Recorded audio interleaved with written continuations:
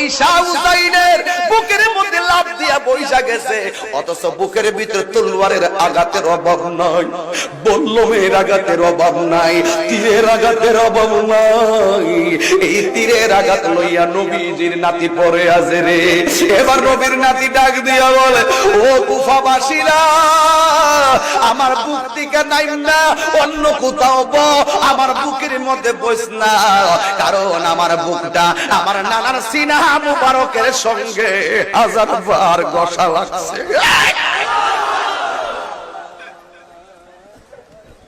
ইমাম হুসাইন ডাক দিয়ে কই, আমার বুক থেকে তুই নাইমা যা। এই আল্লাহু আকবার জোরে কর। বিয়া তোমরা ধাক্কা মাইরা ফালাইয়া মুখের সামনে আইনা পানি দিয়ে পানি খাইবানি।